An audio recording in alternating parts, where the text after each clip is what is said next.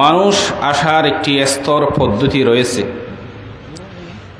তা হলো পিতামাতার মাধ্যমে মানুষ দুনিয়াতে আসছেন। সেই সুবাদে পিতামাতার প্রতি সন্তানের মহাব্বত থাকে, সন্তানেরও পিতামাতার প্রতি মহাব্বত থাকে। মানুষ জন্মগতভাবে একটি পরিবার পায়। এই পরিবারের পাশে আরও কয়েকটি পরিবার থাকে, যাকে আমরা সমাজ বলে থাকি। মানুষ বসবাসের ক্ষেত্রে সমাজের প্রয়োজন হয়। সমাজের সাথে যদি শান্তি শৃঙ্খলা হৃদ্যতাপূর্ণ যদি আচরণ করি, তাহলে মানুষ শান্তি শৃঙ্খলাভাবে বসবাস করতে পারে। আর সমাজের মানুষের সাথে যদি আমরা শান্তি শৃঙ্খলা হৃদ্যতাপূর্ণ আচরণ না করি, তাহলে সেই সমাজের মধ্যে শান্তি শৃঙ্খলা বজায় থাকে না। ইসলাম শান্তিপূর্ণ সমাজ বিনির্মাণের ক্ষেত্রে একে অপরের প্রতি হকের প্রতি খুবই গুরুত্ব দিয়েছেন, তাকিদ দিয়েছেন। একে অপরের প্রতি হকের মধ্যে একটি অন্যতম হক হলো প্রতিবেশীর হক। প্রতিবেশীর হক আদায় করা চাই। প্রতিবেশীর যদি হক আদায় না করে, সমাজের মধ্যে রাষ্ট্রের মধ্যে শান্তি শৃঙ্খলা থাকবে না। একে অন্যের হক যদি আদায় না করি, মারামারি খুন খারাপি অন্যের হক যদি বিনষ্ট করি, সমাজের শান্তি শৃঙ্খলা দূরীভূত হয়ে যাবে, দূর হয়ে যাবে। তাই মহান রব্বে কারীম এবং রাসূল আকরাম সাল্লাল্লাহু আলাইহি ওয়াসাল্লাম কোরআন এবং হাদিসের মধ্যে অসংখ্য জায়গায় খুবই গুরুত্ব সহকারে এই প্রতিবেশীর হকে আদায় করার প্রতি দৃষ্টি করেছেন। মুহতারাম হাজিরিন, প্রতিবেশী কারা? আমরা মনে করি প্রতিবেশী বলা হয় আমার ঘরের পাশে যে ঘরটি আছে সে আমার প্রতিবেশী। এটির মধ্যে আমরা সীমাবদ্ধ করে রেখেছি। মূলত বিষয় এমন না। প্রতিবেশী বলা হয় আপনি যার সাথে কাজ করতেছেন, আপনার সাথে যে কাজ করতেছে, ক্ষণিকের সময়ের জন্য হোক, সামান্য নির্ধারিত সময়ের জন্য হোক, সেই নির্ধারিত সময়ের ক্ষেত্রে সে আপনার প্রতিবেশী। বিকেলবেলায় যার সাথে খেলতে গেছেন, পড়ার টেবিলে যার সাথে একসাথে পড়েন, আপনার জমির পাশে যার জমি আছে, আপনার বাড়ির পাশে যার বাড়ি আছে, এমনকি আমরা যারা এক জায়গা থেকে অন্য জায়গায় যাই, বিমানে করে হোক, গাড়িতে করে হোক, জাহাজে করে হোক, নৌকায় করে হোক, পায়ে হেঁটে হোক, যতক্ষণ পর্যন্ত আপনার পাশে যে ব্যক্তি থাকবে, ক্ষণিকের সময়ের জন্য সে আপনার প্রতিবেশী। যার সাথে ব্যবসা করতেছেন, দোকানের পাশে দোকান আছে, সে আপনার প্রতিবেশী, সে আপনার প্রতিবেশী। এই প্রতিবেশী মুসলমানও হতে পারে, অমুসলিমও হতে পারে, আত্মীয় হতে পারে, অনাত্মীয় হতে পারে। যেই হোক না কেন, প্রতিবেশীর হক আদায় করা চাই। প্রতিবেশীর হক আদায় করা চাই। এক হাদিসে বর্ণিত আছে, রাসূল আকরাম সাল্লাল্লাহু আলাইহি ওয়াসাল্লাম বলেন, প্রতিবেশী শ্রেণী বিন্যাস হিসেবে 3 প্রকার। আল জিরানু সালাসা, প্রতিবেশী শ্রেণী বিন্যাস হিসেবে 3 প্রকার। জারুন লাহু হাক্কুন ওয়াহিদ ওয়া হুয়া আদনাল জিরানি হাক্কান জারুন লাহু হাক্কান। যার এক দিক থেকে হক রয়েছে সে সর্বকনিষ্ঠ প্রতিবেশী। রাসূল সাল্লাল্লাহু আলাইহি ওয়াসাল্লাম বলেন, যার 2 দিক থেকে হক রয়েছে সে মধ্যম পন্থার প্রতিবেশী। ওয়াজারুন লাহু সালাসুন হুকুকিন ওয়া হুয়া আফদালুল জিরানি হাক্কান। যার 3 দিক থেকে হক রয়েছে সে হলো সবচেয়ে উত্তম প্রতিবেশী। এবার আসেন, কে সর্বকনিষ্ঠ প্রতিবেশী, কে মধ্যম পন্থ প্রতিবেশী এবং কে উত্তম প্রতিবেশী? রাসূল সাল্লাল্লাহু আলাইহি ওয়াসাল্লাম বলেন, فأما الجار الذي له حق واحد فجار مشرك لا رحم له, যার একদিক থেকে হক রয়েছে সে হলো মুশরিক, মুসলমান নয়, অমুসলিম এবং অনাত্মীয়, সেই ক্ষেত্রে তার হক থাকবে এক, সর্বনিম্নের প্রতিবেশীর হক হিসেবে। অমুসলিম, অনাত্মীয়, কিন্তু আপনার প্রতিবেশী, আপনার হক রয়েছে প্রতিবেশীর ক্ষেত্রে। 2 নাম্বার, রাসূল সাল্লাল্লাহু আলাইহি ওয়াসাল্লাম বলেন, ওয়া আম্মাল জারুল্লাযী লাহু হাক্কানি ফাজারুন মুসলিমুন লাহু হাক্কুল ইসলাম ওয়া হাক্কুল জিওয়ার।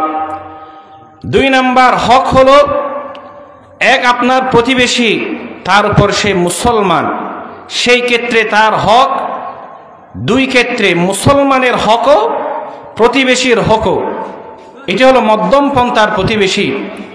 নাম্বার 3, وأما الذي له 3 حقوق فجار مسلم ذو رحم له حق الجوار وحق الإسلام وحق الرحم। 3 নম্বরের মধ্যে যেটি সবচেয়ে আফজল, সবচেয়ে উত্তম প্রতিবেশী, সে হলো এক, আত্মীয়র, এর উপর মুসলমান, এর উপর প্রতিবেশী। আত্মীয়তার হক, মুসলমানের হক, প্রতিবেশীর হক, 3 ধরনের হক তার প্রতি আপনার করা চাই, আদায় করা চাই। যাই হোক মুহতারাম হাজরিন, এই হাদিস থেকে এতটুকু বুঝতে পারলাম, আমার প্রতিবেশী সে মুসলমানও হতে পারে, অমুসলিমও হতে পারে, আত্মীয়ও হতে পারে, অনাত্মীয় হতে পারে, যেই হোক না কেন সে আমার প্রতিবেশী, মানি তার হক আদায় করা চাই, তার হক আদায় করা চাই।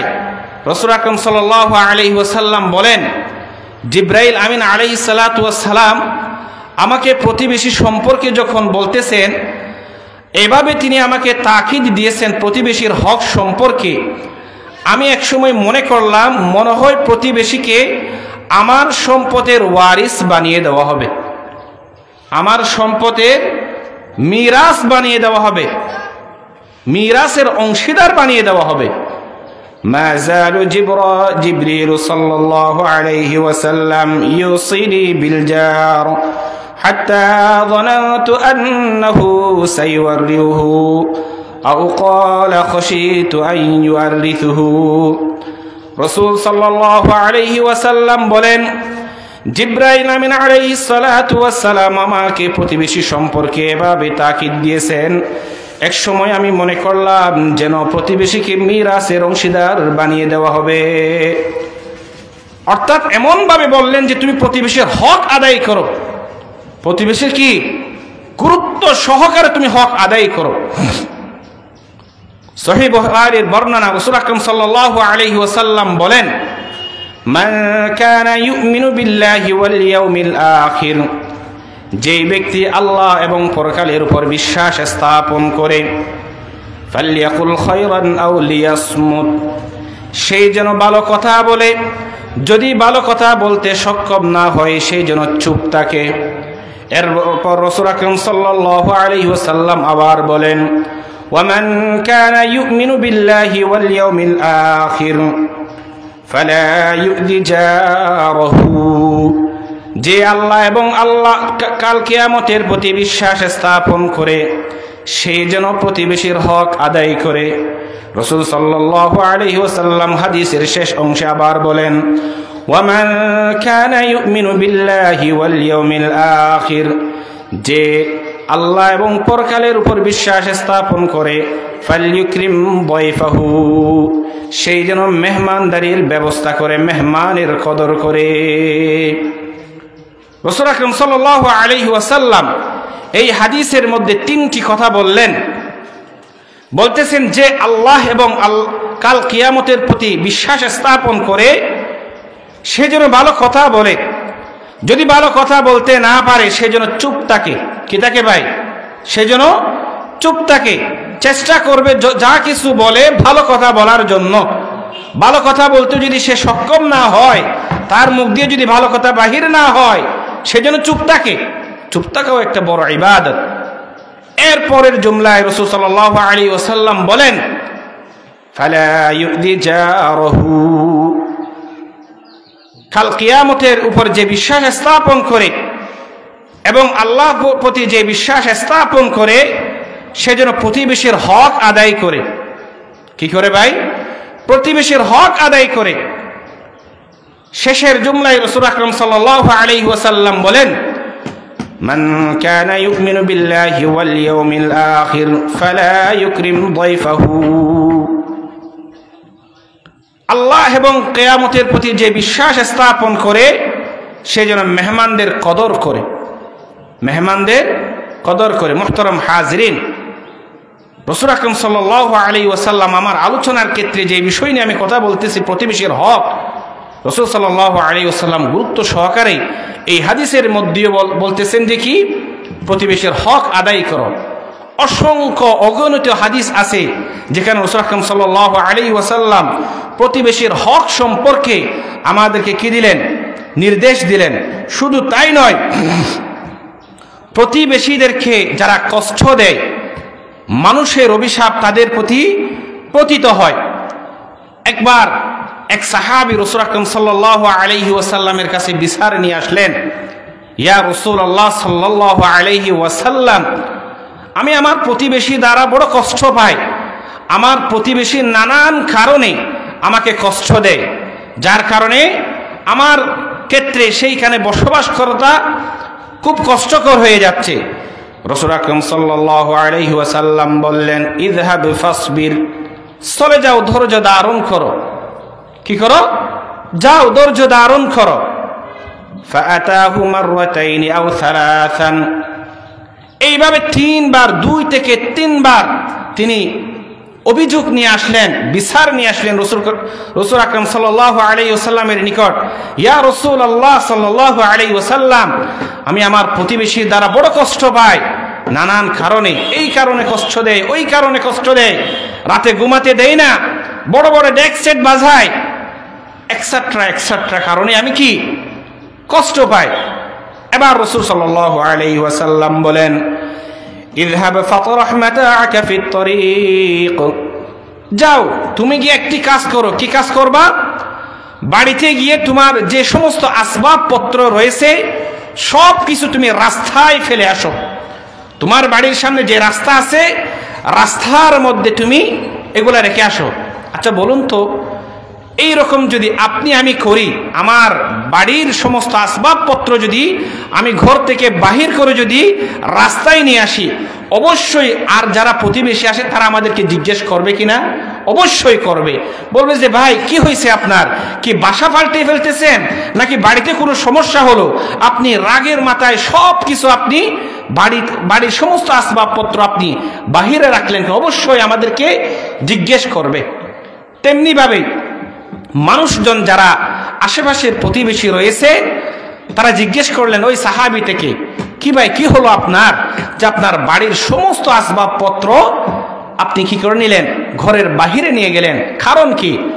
তখন ওই ব্যক্তি যার কারণে তিনি কষ্ট পাচ্ছিলেন, যে প্রতিবেশীর দ্বারা তিনি কষ্ট পাচ্ছিলেন, ওই প্রতিবেশীর সম্পর্কে অভিযোগ পেশ করলেন, বুঝাচ্ছিলেন যে ভাই আমি এই কারণে, নানান কারণে আমার প্রতিবেশী দ্বারা কষ্ট পাচ্ছি, সেই জন্য রাসূল আকরাম সাল্লাল্লাহু আলাইহি ওয়াসাল্লাম আমাকে নির্দেশ দিলেন আমার ঘরের সমস্ত আসবাবপত্র ঘরের বাহিরে নিয়ে আসা। তখন ফাজাআলান নাসু ইয়ালআনুনাহু ফাআলাল্লাহু বিহি ওয়া ফাআলা, তখন আশেপাশের যে প্রতিবেশীরা আছে তখন ওই ব্যক্তির সম্পর্কে লানত দিচ্ছেন, অভিশাপ দিচ্ছেন, যে অমুক ব্যক্তিকে আল্লাহ তাআলা এমন করুক তেমন করুক। সাধারণ ক্ষেত্রে আমরাও বলে থাকি, যদি কোনো ব্যক্তির অভিযোগ এইরকম শুনি যে রাতে ঘুমাতে পারি না, তাদের গানের আওয়াজে, তাদের সুরগুলের আওয়াজে বা তাদের কষ্টের কারণে আমরা দিন রাত কাটাতে পারতেছি না, বসবাস করাটা কি খুব কষ্টকর হয়ে যাচ্ছে, তখন আমরা কি সাধারণ ক্ষেত্রে ওই মানুষের সম্পর্কে একটা কি অভিশাপ দিয়ে থাকি, আহা মানুষটা বড় নিষ্ঠুর, বড় খারাপ ব্যক্তি। যখন শুনতে পেলেন যে আশেপাশের যারা প্রতিবেশী তাকে নিয়ে অভিশাপ দিচ্ছেন, লানত দিচ্ছেন, তখন ওই ব্যক্তি ওই ব্যক্তির কাছে এসেই ক্ষমা চাইলেন যে আমি আজ থেকে আর কোনোদিন আপনাকে কোনো কারণে কষ্ট দিব না। এই রকম পুনরাবৃত্তি আর হবে না। আর কি হবে না?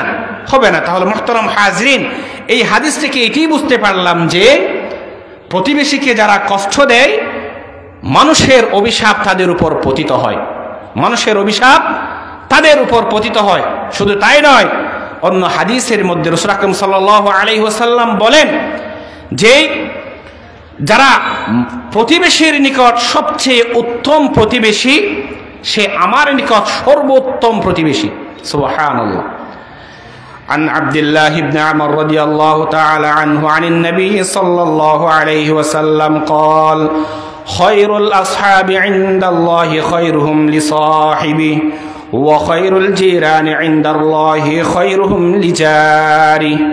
আব্দুল্লাহ ইবনে আমর রাদিয়াল্লাহু তাআলা আনহু থেকে বর্ণিত রাসূল আকরাম সাল্লাল্লাহু আলাইহি ওয়াসাল্লাম ইরশাদ করেন, তোমাদের মধ্যে যে ব্যক্তি সাথী সঙ্গীদের নিকট সবচেয়ে উত্তম সাথী সে আমার নিকট সর্বোত্তম সঙ্গী সাথী, আর তোমাদের নিকট যে সবচেয়ে উত্তম প্রতিবেশী সে হলো আমার নিকট সর্বোত্তম প্রতিবেশী। মুহতারাম হাজরিন, সবাই সর্বোত্তম প্রতিবেশী হইতে চায় কিনা? আল্লাহর নিকট সবাই সবচেয়ে উত্তম হতে চায়। যদি আল্লাহর নিকট কেউ উত্তম হতে চান তাহলে প্রথমে প্রতিবেশীর সাথেই আপনার উত্তম হতে হবে। প্রতিবেশীর সঙ্গে যদি আপনি সদাচরণ করেন, সুন্দর আচরণ করেন, মার্জিত আচরণ করেন, আপনার দ্বারা যদি আপনার প্রতিবেশী কষ্ট না পায় তাহলে আপনি আল্লাহ তাআলার নিকট সর্বোত্তম প্রতিবেশী হবেন। শুধু তাই নয়, আমরা যে কাজকর্ম করি এই কাজকর্মের সাক্ষী আমাদের প্রতিবেশী। আমাদের প্রতিবেশী এক সাহাবী রাসূল আকরাম সাল্লাল্লাহু আলাইহি ওয়াসাল্লামের নিকট আসলেন, ইয়া রাসূলুল্লাহ সাল্লাল্লাহু আলাইহি ওয়াসাল্লাম, আমি যে কাজগুলা করি এই কাজ যে ভালো নাকি খারাপ আমি কিভাবে বুঝবো? কাইফা লি আন আ'লামা ইযা আহসানতু ওয়া ইযা আসাতু। ইয়া রাসূলুল্লাহ সাল্লাল্লাহু আলাইহি ওয়াসাল্লাম, আপনি বলে দিন যে আমি যে কাজকর্মগুলা করি এইগুলা ভালো নাকি খারাপ আমি কিভাবে বুঝবো? قال النبي صلى الله عليه وسلم إذ قال إذا سمعت جيرانك يقولون أن قد أحسنت فقد أحسنت। রাসূল আকরাম সাল্লাল্লাহু আলাইহি ওয়াসাল্লাম বলেন, তুমি যদি শুনতে পাও তোমার প্রতিবেশী তোমার কাজ সম্পর্কে যদি বলে যে তোমার কাজ ভালো তাহলে তুমি মনে রেখো তোমার কাজ ভালো। ওয়া ইযা সামি'তাহুম ইয়াকুলুন কদ আসাতা ফাইদা আসাতা, আর যদি তুমি শুনতে পাও তোমার প্রতিবেশীরা বলতেছে তোমার কাজ মন্দ তাহলে বুঝে নিবা তোমার কাজ মন্দ। মুহতারাম হাজরিন, আমাদের কাজের কর্মের সমস্ত কিছুর সাক্ষীকে আমাদের প্রতিবেশী। আমাদের প্রতিবেশীরা যদি আমাদের নিয়ে সাক্ষী দেয় যে আপনার কাজকর্ম, আপনার আয় ইনকাম, আপনার কথাবার্তা সবচেয়ে ভালো উত্তম, তাহলে মনে রাখতে হবে আমার আয় উপার্জন, আমার চলাফেরা, আমার কথাবার্তা সবচেয়ে উত্তম। আর যদি তারা যদি বলে যে না আপনার ইনকাম আয় হারাম, তারা দেখতেছেন আপনি হারাম উপার্জন করতেছেন, আপনার ভাষা ভালো নয়, আপনার চলাফেরা ঠিক নাই, তাহলে মনে রাখবেন আপনার কিছুই ঠিক নাই। আচ্ছা বলুন তো, প্রতিবেশীরা আমাদের নিয়ে জাস্টিফাই কখন করবে যে আমরা ভালো নাকি খারাপ? এটা কখন করবে? আমরা যদি প্রতিবেশীর সাথে সুন্দর মার্জিত আচরণ করি তখন তারা আমাদের সম্পর্কে এই রকম ভালো ধারণা করবেন যে আপনার কাজকর্ম, আপনার চলাফেরা, আপনার কথাবার্তা সবচেয়ে উত্তম। এটি কখন সাক্ষী দিবেন? যদি আমরা তাদের সাথেই ভালো আচরণ করি। আর যদি তাদের সাথে খারাপ আচরণ করি তারা কখনোই আমাদের সম্পর্কে কি ভালো সাক্ষী দিবেন না, বলবেন আপনার কাজ মন্দ, আপনার কথাবার্তা মন্দ, আপনি তো খারাপ লোক, বেহাইয়া লোক, নির্লজ্জ লোক। এভাবে আমাদের সম্পর্কে কি দিবেন ভাই? সাক্ষী দিবেন। শুধু তাই নয় মুহতারাম হাজরিন, অবাক হয়ে যাবেন আরেকটি হাদিস শুনলে। যারা প্রতিবেশীর হক নষ্ট করে, অন্যান্য হক নষ্ট করার ক্ষেত্রে যদি 1 গুণ গুনাহ হয় প্রতিবেশীর হক নষ্ট করলে 10 গুণ গুনাহ হবে। রাসূল আকরাম সাল্লাল্লাহু আলাইহি ওয়াসাল্লাম একবার সাহাবী কেরামদেরকে জিজ্ঞেস করলেন যে আসহাবাতু আনিজ জিনা, ও আমার সাহাবীগণ, আচ্ছা জিনা কি তোমরা কি জানো? জিনা কি? সাহাবে কেরামরা যেভাবে জানেন সেভাবে উত্তর দিলেন। তারা বললেন ক্বালু হারামুন ইয়া রাসূলুল্লাহ সাল্লাল্লাহু আলাইহি ওয়াসাল্লাম, জিনা হলো হারাম। তার কারণ বর্ণনা করলেন হারামাল্লাহু ওয়া রাসূলুহু, জিনা হারাম হওয়ার কারণ হলো আল্লাহ এবং আল্লাহর রাসূল তা হারাম ঘোষণা করলেন, সেই জন্য জিনা হারাম। এরপর রাসূল আকরাম সাল্লাল্লাহু আলাইহি ওয়াসাল্লাম বলেন লিআন ইয়াজনিয়া আর-রাজুলু বিআশরি নিসওয়া আইসারু আলাইহি মিন আন ইয়াজনিয়া বিইমরাতি জারি, যদি কোনো ব্যক্তি 10 জন নারীর সাথে জিনা করলে যেই সমপরিমাণ গুনাহ হয়, একজন প্রতিবেশীর স্ত্রীর সাথে জিনা করলে সেই সমপরিমাণ গুনাহ হয়। চিন্তা করে দেখেন, কোন ব্যক্তি যদি 10 জন নারীর সাথে জিনা করলে যেই সমপরিমাণ গুনাহ হয়, একজন প্রতিবেশীর স্ত্রীর সাথে সে গুনাহ করলে, জিনা করলে সেই সমপরিমাণ 10 জন নারীর সাথে জিনা করার সমপরিমাণ গুনাহ দিবে। নাউযুবিল্লাহ। এটা কি বুঝাইলেন? প্রতিবেশীর হক বুঝাইলেন, প্রতিবেশীর গুরুত্ব বুঝাইলেন। এরপর রাসূল আকরাম সাল্লাল্লাহু আলাইহি ওয়াসাল্লাম সাহাবীদেরকে আবার জিজ্ঞেস করলেন ওয়াসালাহুম আনিস সারিকাহ, ও আমার সাহাবীগণ, আচ্ছা চুরি কি তোমরা কি জানো কিনা? চুরি কি? সাহাবায়ে কেরামরা উত্তর দিলেন ক্বালু হারামুন ইয়া রাসূলুল্লাহ সাল্লাল্লাহু আলাইহি ওয়াসাল্লাম, চুরি করা হারাম। তার কারণ হিসেবে বর্ণনা করলেন হারামাল্লাহু আযজা ওয়া জাল, রাসূল আকরাম সাল্লাল্লাহু আলাইহি ওয়াসাল্লাম এবং আল্লাহ সুবহানাহু ওয়া তাআলা চুরি করাকে হারাম ঘোষণা করলেন, সেই জন্য চুরি করা হারাম।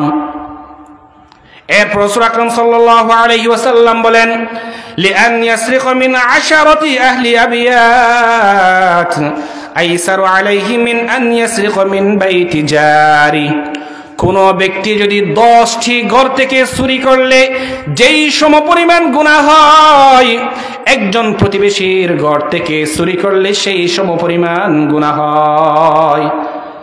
10 ঘর থেকে চুরি করলে যেই সমপরিমাণ গুনাহ হয়, প্রতিবেশীর ঘর থেকে চুরি করলে সেই সমপরিমাণ গুনাহ হয়। 10টি ঘরের চুরি করলে যে সমপরিমাণ গুনাহ হয়, প্রতিবেশীর ঘরের থেকে চুরি করলে সেই সমপরিমাণ গুনাহ হয়। আজকের যুবকরা প্রতিবেশীর ঘরের ডাব চুরি করে ফেলে, আম চুরি করে ফেলে, লিচু চুরি করে ফেলে, বিভিন্ন ফল ফলাদি নির্দ্বিধায় নির্ভয়ে চুরি করে ফেলে। ওই যুবক মনে রাখবা, যেই প্রতিবেশীর ঘরের যদি চুরি করে থাকো, 10টি বাড়িতে চুরি করলে যে সমপরিমাণ গুনাহ হয়, সেই সমপরিমাণ গুনাহ হয় যদি প্রতিবেশীর ঘর থেকেই চুরি করলে। মুহতারাম হাজিরিন, আমাদের জীবনের একটাই লক্ষ্য থাকে যে আমরা নামাজ পড়ি, যাকাত আদায় করি, টাকা পয়সা থাকলে হজ আদায় করি, রোজা রাখি, তার একটি কারণ হলো জান্নাত পাওয়ার লোভে। কিসে ভাই? জান্নাত পাওয়ার লোভে। রাসূল আকরাম সাল্লাল্লাহু আলাইহি ওয়াসাল্লাম বলেন লা ইয়াদখুলুল জান্নাতা মান লা ইয়ামানু জারুহু বাওয়াইকহু, ওই ব্যক্তি কখনো জান্নাতে প্রবেশ করতে পারবে না যার অনিষ্টতা থেকে তার প্রতিবেশী নিরাপদ নয়। ওই ব্যক্তি কখনো জান্নাতে প্রবেশ করতে পারবে না যার অনিষ্টতা থেকে, যার কষ্ট থেকে তার প্রতিবেশীরা কি নয়? নিরাপদ নয়। তাহলে মুহতারাম হাজিরিন, আমাদের নামাজ কোথায় যাবে? আমাদের রোজা কোথায় যাবে? আমাদের যাকাত কোথায় যাবে? আমাদের তাহাজ্জুদ কোথায় যাবে? আমাদের আওয়ামিল কোথায় যাবে? সুন্নত, নফল, ইবাদত, সাদকা কোথায় যাবে? যদি আমার প্রতিবেশী আমার থেকে যদি নিরাপদ না থাকে, তাহলে আমি জান্নাত পাবো না। লা ইয়াদখুলুল জান্নাতা মান লা ইয়ামানু জারুহু বাওয়াইকহু, কখনোই জান্নাতে প্রবেশ করতে পারবে না যে প্রতিবেশীর, যার প্রতিবেশী তার থেকে নিরাপদ নয়, অনিষ্টতা থেকে কি নয়? নিরাপদ নয়। তাহলে মুহতারাম হাজিরিন, আমি জান্নাতে প্রবেশ করতে হলেই আমার প্রতিবেশী আমার থেকে কি হতে হবে? নিরাপদ হতে হবে, তাহলে আমি জান্নাত পাব। আর যদি আমার প্রতিবেশী আমার থেকে নিরাপদ না হয়, তাহলে কখনোই জান্নাত পাবো না। এবার আসেন, সবচেয়ে কাছের প্রতিবেশী কারা, উত্তম প্রতিবেশী কারা, নিম্ন শ্রেণীর প্রতিবেশী কারা? শুরুতেই বললাম, একবার হযরত আয়েশা রাদিয়াল্লাহু তাআলা আনহা রাসূল আকরাম সাল্লাল্লাহু আলাইহি ওয়াসাল্লামকে জিজ্ঞেস করলেন, ইয়া রাসূলুল্লাহ সাল্লাল্লাহু আলাইহি ওয়াসাল্লাম, আমার দুইজন প্রতিবেশী আছে, আমি কাকে হাদিয়া দেব? আমার দুইজন প্রতিবেশী আছে, আমি কাকে কি হাদিয়া দেব? রাসূল আকরাম সাল্লাল্লাহু আলাইহি ওয়াসাল্লাম বলেন, ইলা আকরাবিহিমা মিনকা বাবান, যেটি তোমার দরজার সবচেয়ে কাছে তাকেই তুমি কি দিবা? হাদিয়া দিবা। অর্থাৎ আপনার ঘরের পাশে যে ঘর, এটি সবচেয়ে কি কাছের প্রতিবেশী। এখানে আবার শ্রেণী বিন্যাস আছে, শুরুতেই বলেছিলাম, যদি মুশরিক হয় প্রতিবেশীর হক, যদি মুসলিম এবং কি হয় প্রতিবেশী হয় মুসলমানেরও হক, প্রতিবেশীর হক, যদি আত্মীয় হয় এর উপর, যদি মুসলমান হয় এর উপর, যদি প্রতিবেশী হয় তার উপর 3 ধরনের কি হক কি থাকবে? হক থাকবে। তাহলে প্রতিবেশীর হক আদায় করা চাই। শুধু হক আদায় করলে হবে না, সাথে সাথে মন্দ প্রতিবেশী থেকে আল্লাহর কাছে দোয়া চাইতে হবে, ও আল্লাহ আমাকে মন্দ প্রতিবেশী থেকে কি করেন? তাআউযু বিল্লাহ, হে আল্লাহ মন্দ প্রতিবেশী থেকে আমাকে হেফাজত করেন। মুহতারাম হাজিরিন, রাসূল আকরাম সাল্লাল্লাহু আলাইহি ওয়াসাল্লাম বলেন, মরু প্রান্তরে, মরু অঞ্চলের মধ্যে যে প্রতিবেশীগুলা থাকে, এগুলা ক্ষণস্থায়ীর জন্য তাঁবু টাকলেন, মরুভূমিতে তাঁবু টাকলেন, যতক্ষণ তাঁবু আছে ততক্ষণ আপনার সেই প্রতিবেশী। তাঁবু তুলে যদি সে চলে যায়, সে চলে গেল। আর যেগুলা স্থাবর সম্পত্তি, আমরা যেগুলা কি করি, ঘর বাঁধি, এখানে যদি আপনার প্রতিবেশী যদি ভালো না হয়, তাহলে সারা জীবন আপনার কষ্ট পাইতে হবে, সারা জীবন কষ্ট পাইতে হবে। সেই জন্য মুহতারাম হাজিরিন, আল্লাহ তাআলার কাছে কি করতে হবে? এই প্রতিবেশী থেকে, খারাপ মন্দ প্রতিবেশী থেকে কিভাবে আমি বাঁচবো, দোয়া চাইতে হবে। আয় আল্লাহ আমাকে খারাপ মন্দ প্রতিবেশী থেকে আমাকে হেফাজত করুন। এবার আসেন, প্রতিবেশীর হক কি কি? হুজুর এতক্ষণ তো বললেন প্রতিবেশীর ফজিলত সম্পর্কে তো বললেন, আমরা প্রতিবেশীর হক কি কি আদায় করব? নাম্বার 1, প্রতিবেশীর উপকার করা। একজন বৃদ্ধ লোক দেখতেছেন রাস্তা দিয়ে বাজারের ডোলা নিয়ে হেঁটে যাচ্ছেন, আপনি তাকে একটু হেল্প করলেন। আপনি যুবক, হাট্টা কাট্টা মজবুত, আপনি একটু কি নিলেন? তার বাজারের ডোলাটা নিলেন। রিক্সা নিয়ে আসতেছেন, টমটম নিয়ে আসতেছেন, একজন আপনার প্রতিবেশী হেঁটে যাচ্ছে, আপনি তাকে তুলে নিলেন, ভালো মন্দ আপনি পরামর্শ দিলেন।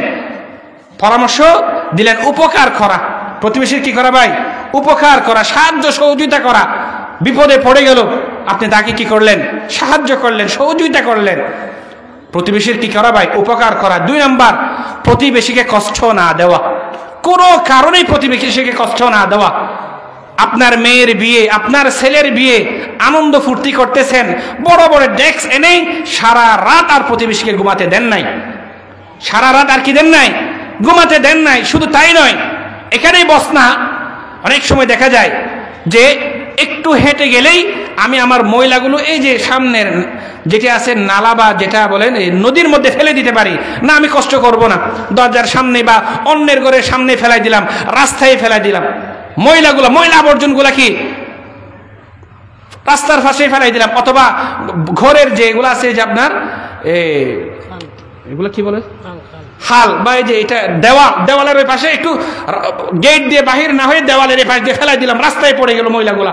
অনেক সময় মা বোনদের এরকম করে মাছ টাছ বেশি দেওয়ালের এই পাশে ফেলে দেয়, রাস্তায় পড়ে গেল, আপনার প্রতিবেশীর হাঁটতে কষ্ট হয়ে যায়, মারাত্মক কষ্ট এটি। অনেক সময় দেখেন মরা মুরগি, মরা ফসা মাছ, দুর্গন্ধ জাতীয় জিনিস রাস্তায় ফেলে দিই, নাক দিয়ে এভাবে চলতে হয়। আপনার একজনের একটু অলসতার কারণে পুরা প্রতিবেশী কষ্ট পাচ্ছে। চিন্তা করে দেখেন কত বড় জঘন্য পাপ না আপনি করতেছেন। তাহলে মুহতারাম হাজিরিন, প্রতিবেশীকে কষ্ট দেব না। কয়টি বেলা? প্রথম 1 নাম্বার প্রতিবেশীর উপকার করব, 2 নাম্বার প্রতিবেশীকে কি দেব না?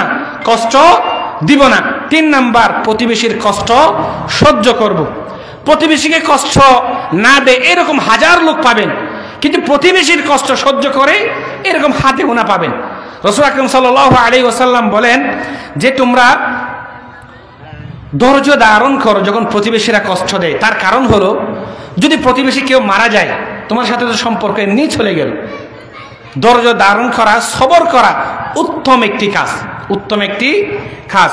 ইমাম আবু হানিফা রহমতুল্লাহ আলাই সম্পর্কে বর্ণিত আছে যে ইমাম আবু হানিফা রহমতুল্লাহ আলাইকে তার একজন প্রতিবেশী পথের চলার মধ্যে বেশি কষ্ট দিতেন, রাস্তার মধ্যে কাঁটা জাতীয় বা কষ্টদায়ক জিনিস ফেলে রাখতেন। তিনি তারপরও ওই কাঁটাযুক্ত বা কষ্টদায়ক জিনিস রাস্তা থেকে সরে রেখেই চলাফেরা করতেন। হঠাৎ একদিন দেখলেন যে রাস্তার মধ্যে কোনো কাঁটা নাই বা কষ্টদায়ক জিনিস নাই। তিনি ভাবলেন আজকে কি হলো, রাস্তার মধ্যে কোনো কষ্টদায়ক জিনিস নাই কেন? তখন তিনি তালাশ করলেন, তিনি জানতেন যে আমার প্রতিবেশী আমাকে কি দেয়, এই রাস্তার মধ্যে এটি ফেলায়। তখন তিনি কি খোঁজ খবর নিলেন যে অমুক ব্যক্তির কি হলো। তখন তিনি জানতে পারলেন যে কোনো কারণবশতে, কোনো ঘটনার কারণে তিনি জেলে গেলেন। কোথায় গেলেন? জামানার বড় ইমাম, তৎকালীন বাদশা পর্যন্ত তাকে শ্রদ্ধা করত, সম্মান করত, উচ্চ মর্যাদা ছিল। তো তিনি থানায় গিয়ে তিনি কি সুপারিশ করলেন ওই প্রতিবেশীর জন্য, সুপারিশ করে তাকে জেল থেকে রেহাই দিলেন। কিন্তু ওই প্রতিবেশী জানে না কেই রেহাই দিল, কেই সুপারিশ করলো। অবশ্যই কেউ এরকম জেল থেকে মুক্তি হওয়ার পর জানতে চায় যে আমার বিল কে করাইলো, আমার সুপারিশ কে করাইলো। তখন উনি যখন জানতে চাইলেন যে আমার সুপারিশ কে করাইলো, তখন তিনি ওই এলাকার মানুষজন বলতেছেন যে আপনার প্রতিবেশী জামানার বড় ইমাম, ইমামে আজম আবু হানিফা রহমতুল্লাহ আলাই আপনার কি সুপারিশ করলো। তিনি তখন খুব বেশি লজ্জাবোধ হলেন এবং আবু হানিফা রহমতুল্লাহির কাছে এসে ক্ষমা চাইলেন যে আমি আপনাকে আর কোনোদিন কষ্ট দিব না, এতদিন আমি ভুলেই ছিলাম, এতদিন কি ভুলেই ছিলাম, আপনি আমার চোখ খুলে দিলেন, অন্তরের দিলের কি চোখ খুলে দিলেন। আজ থেকে আর কষ্টদায়ক জিনিস আমি আপনার জন্য না, প্রতিবেশীর জন্য আমি ফেলাবো না। তাহলে মুহতারাম হাজরিন, মানুষের সাথে সুন্দর আচরণ করলে সুন্দর আচরণ পাওয়া যায়। সেই জন্য রাসূল আকরাম সাল্লাল্লাহু আলাইহি ওয়াসাল্লামের একটা শিক্ষা আছে যে শত্রুর সাথেও সুন্দর আচরণ করো যাতে শত্রু বন্ধু হয়ে যায়। সুবহানাল্লাহ। শত্রুর সাথে কি করো? সুন্দর আচরণ করো যাতে কি শত্রু বন্ধু হয়ে যায়। নাম্বার 4, প্রতিবেশীর দোষ দেখে রাখা। অনেক সময় আমরা থাকার কারণে, একসাথে থাকার কারণে অনেক দোষ কি হয়ে যায়, প্রকাশ পেয়ে যায়, প্রতিবেশী জেনে যায়। মুহতারাম হাজরিন, এই প্রতিবেশীর ছোট বড় দোষগুলো আপনি কি করা? গোপন রাখা, প্রকাশ না করা, ডেকে ফেলা, মানে কিছুই হয় নাই, আপনি কিছুই জানেন না, এভাবেই চলাফেরা করা। রাসূল আকরাম সাল্লাল্লাহু আলাইহি ওয়াসাল্লাম বলেন মান নাফাসা আন আখিহিল মুসলিমি কুরবাতান মিন কুরাবিদ দুনিয়া নাফাসাল্লাহু আনহু কুরবাতান মিন কুরাবিল আখিরাহ। যেই ব্যক্তি কোনো মুসলমানকে সাহায্য সহযোগিতা করবে, আল্লাহ সুবহানাহু ওয়া তাআলা কাল কিয়ামতের মধ্যে তাকে কি সাহায্য সহযোগিতা করবেন। ওয়ামান সাতারা আলা আখিহিল মুসলিম সাতারাহুল্লাহু ফিদ দুনিয়া ওয়াল আখিরাহ। কোন মুসলমান যদি অপর মুসলমানের যদি দোষ গোপন রাখে, আল্লাহ সুবহানাহু ওয়া তাআলা তার দোষ দুনিয়া এবং আখিরাতের মধ্যে গোপন রাখবেন। সুবহানাল্লাহ। দুনিয়া এবং আখিরাতের মধ্যে কি রাখবেন ভাই? গোপন রাখবেন। তাহলে মুহতারাম হাজিরিন, প্রতিবেশীর দোষ কি রাখবো ভাই? গোপন রাখবো। কি রাখবো? গোপন রাখবো। 5 নাম্বার, অসুস্থ হলে, আমার প্রতিবেশী যদি অসুস্থ হয় তাহলে তাকে কি করতে যাব? দেখতে যাব। তাকে কি করতে যাব? দেখতে যাব।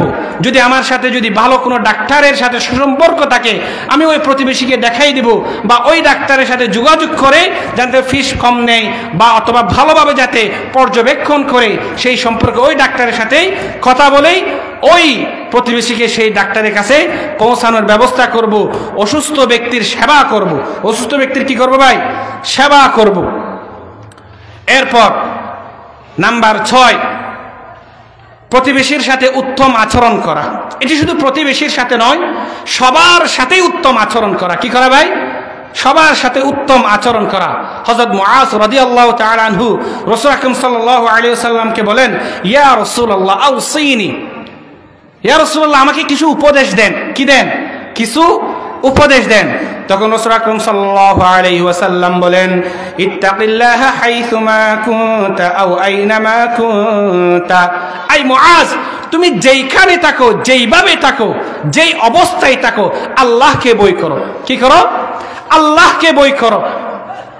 এরপর মুআজ রাদিয়াল্লাহু তাআলা আনহু বলেন, জিদনি ইয়া রাসূলুল্লাহ, আমাকে আরো উপদেশ দেন।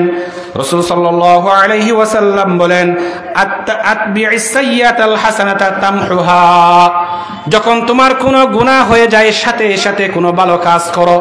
যখনই তোমার কোনো গুনাহ হয়ে যায়, 2 রাকাত নফল নামাজ পড়ো। যদি নামাজ না পড়ার সুযোগ না থাকে, কিছু টাকা সদকা করে দাও, তওবা ইস্তিগফার পড়ে নাও। অর্থাৎ গুনাহ হওয়ার সাথে সাথে কোনো একটা ভালো কাজ করো। কি করো? সাথে সাথেই ভালো কাজ করো। মুআজ রাদিয়াল্লাহু তাআলা আনহু বলেন, জিদনি ইয়া রাসূলুল্লাহ সাল্লাল্লাহু আলাইহি ওয়াসাল্লাম, আমাকে আরো উপদেশ দেন। তখন রাসূল আকরাম সাল্লাল্লাহু আলাইহি ওয়াসাল্লাম বলেন, খালিকিন নাসা বিখুলুকিন হাসান, মানুষের সাথে উত্তম আচরণ করো। মানুষের সাথে কি করো? উত্তম আচরণ করো। তাহলে মুহতারাম হাজিরিন, মানুষের সাথে কি করতে হবে? উত্তম আচরণ করতে হবে।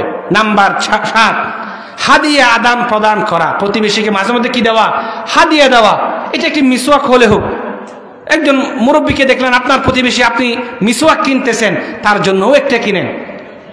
অথবা ঘরের মধ্যে একটু ভালো রান্না করলেন, প্রতিবেশীর কাছে এক ডিব্বা পাঠান, এক টুকরো মাছ পাঠান। সেই ঘরে মুরব্বী আছে, মুরব্বীর নামে পাঠান। সবার জন্য তার সুযোগ হয় না যে আপনার মুরব্বীর জন্য পাঠালাম। হাদিয়া আদান প্রদান করা।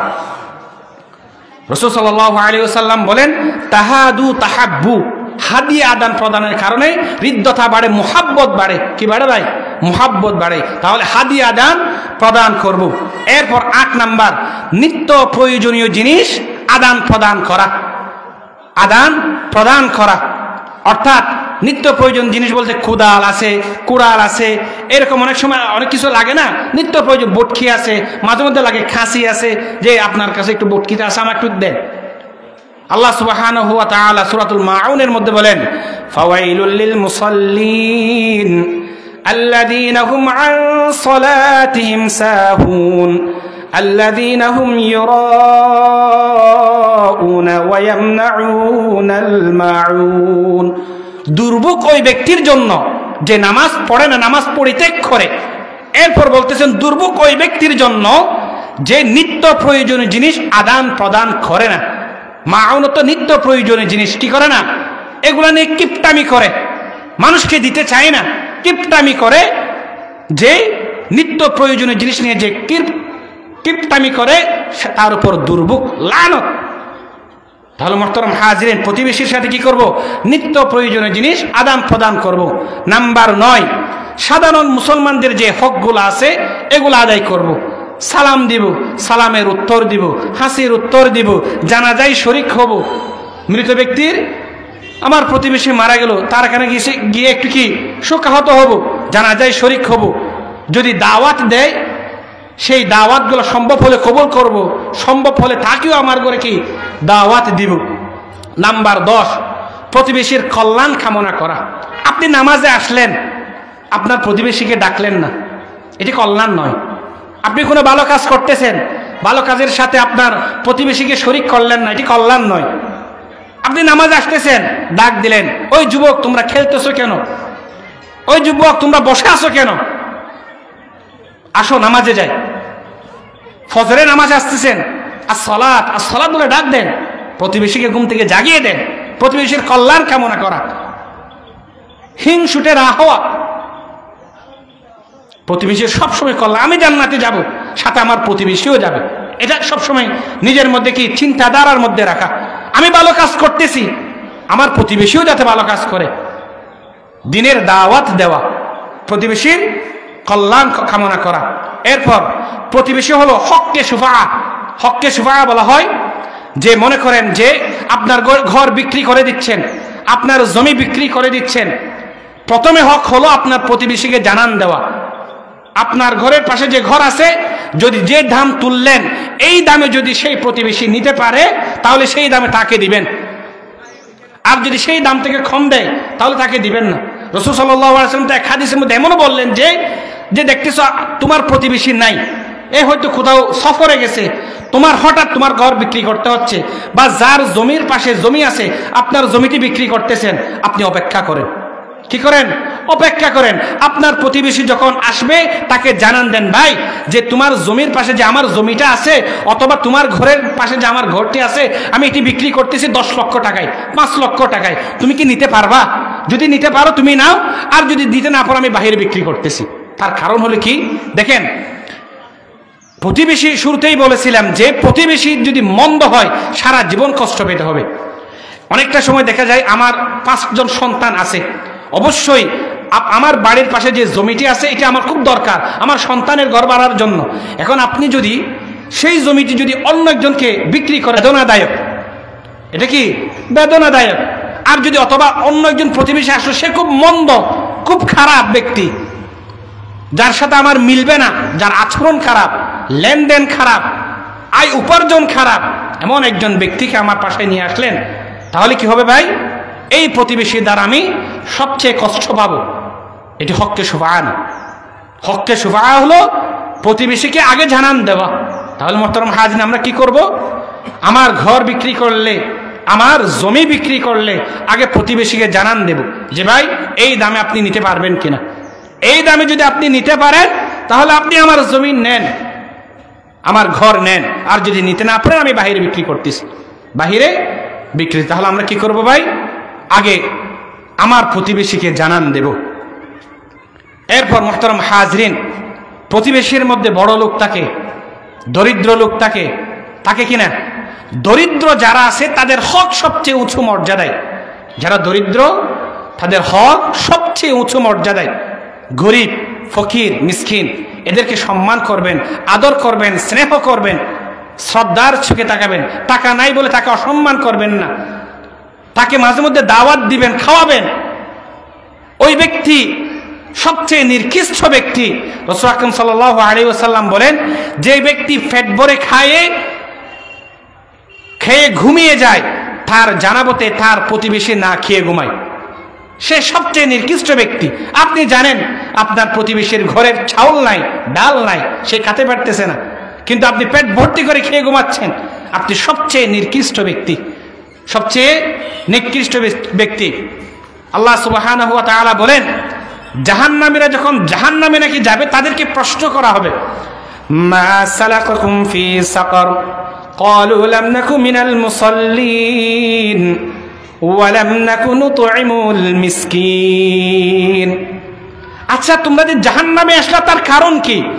জাহান্নামীদেরকে প্রশ্ন করবে, মা সালাকাকুম ফি সাকার, তোমরা যে জাহান্নামে আসছো তার কারণ কি? তারা বলবে, আমরা দুনিয়ার মধ্যে নামাজ পড়তাম না। দুনিয়ার মধ্যে কি করতাম না? নামাজ আদায় করতাম না। ওয়ালাম নাকু নুতঈমুল মিসকিন, আমরা গরিব অসহায় মিসকিনদেরকে খাওয়াইতাম না। আমার টাকা ছিল, সম্পদ ছিল, আমি খেয়ে ঘুমাই যেতাম, আমার প্রতিবেশী না খেয়ে ঘুমাতো। এই কারণে আল্লাহ আমাকে জাহান্নামে দিলেন। নাউযুবিল্লাহ। মুহতারাম হাজরিন, তাহলে আমরা কি করব? প্রতিবেশীকে আমরা তো এখন আমাদের অনুষ্ঠানের মধ্যে বড় বড় যারা আছে তাদেরকে দাওয়াত করি, তাদেরকে দাওয়াত করি কয়েকটি কারণে। মনে দুঃখ নেবেন না, ছোট মানুষ বড় কথা বলে ফেলতেছি। এক তো হতো হাদিয়া পাওয়ার কারণে, 2 সম্মান মর্যাদা করে, অথবা পাওয়ারফুল মানুষের কারণে। এইরকম আমরা আমাদের আরো একটা জাত প্রকাশ করবার জন্য আমরা যারা সমাজের বড় লোক, তারা তো এমনি খাইতে পারে, তাদেরকে দাওয়াত করি। আপনি দেখেন না, শ্রেণী বিন্যাস পর্যন্ত ভিন্ন। আপনি যখন খাবারের টেবিল সাজান, বড় লোকের জন্য আলাদা, গরিবদের জন্য আলাদা। বড় লোক চেয়ারে বসে খাবে, গরিবরা মাটিতেই খাবে। বড় লোক শান করে খাবে, কয়েক রকম আইটেম দিয়ে খাবে, স্যুপ, আর গরিবরা সাধারণ ডাল আর ঝুল এই সমস্ত নিয়ে, আলু আর গোস্ত নিয়ে মেরে দিল। কত নিকৃষ্ট কাজ, কত নিকৃষ্ট কাজ। অথচ দরকার ছিল আমি মেজবান করতেছি, আমি অনুষ্ঠান করতেছি, অন্যদেরকে খাওয়াচ্ছি, এই খাবারের হক সবচেয়ে বেশি হলো আমার প্রতিবেশী যারা সবচেয়ে গরিব আছে তারা। আমি যে মানুষদেরকে খাবার খাওয়াচ্ছি এটির হক খারাপ। আমার প্রতিবেশীর মধ্যে যারা সবচেয়ে গরিব, অসহায়, দরিদ্র তারা। মুহতারাম হাজরিন, আল্লাহ আমাদেরকে হেদায়েত দান করুক, সহিহ বুঝ দান করুক। প্রতিবেশীর হক আদায়ের চেষ্টা করি, প্রতিবেশী উপকার করার চেষ্টা করি। আমার কি আছে? পাওয়ার আছে, ক্ষমতা আছে। আমি দেখতেছি আমার একজন প্রতিবেশীকে অন্যায়ভাবে জুলুম করে একটি মিথ্যা মামলায় জেলে দিল। আমার ক্ষমতা আছে, হয়তো আমি এখন পাওয়ারে আছি, আমার সরকার পাওয়ারে আছে। আমি দেখতেছি আমার চোখের মধ্যে কি সে নির্দোষ, আমি তাকে জেল থেকে রেহাই দেব, তার পাশে দাঁড়াবো। এটাই হলো প্রতিবেশীর হক। আপনি যদি এরকম করে ঘাড়ামি করেন যে না আমার ক্ষমতা আছে, কি হয়েছে, সে গরিব লোক হতে পারে, সে তার উপর মিথ্যে মামলা হতে পারে, সে জেল কাটো, তাহলে আমার কি? এটি প্রতিবেশীর হক নয়। তাহলে প্রতিবেশীর হক আদায় করা চাই। মুহতারাম হাজরিন, শুরুতেই বলেছিলাম আমার প্রতিবেশী সে মুসলমান হোক, অমুসলমান হোক, আত্মীয় হোক, অনাত্মীয় হোক, যাই হোক না কেন, প্রতিবেশী মানে প্রতিবেশী, তার হক আদায় করা চাই।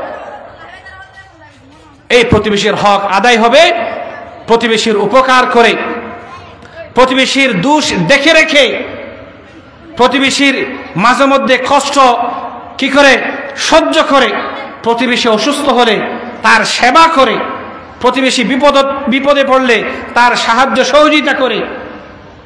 আমরা প্রতিবেশীর কি পাশে দাঁড়াবো।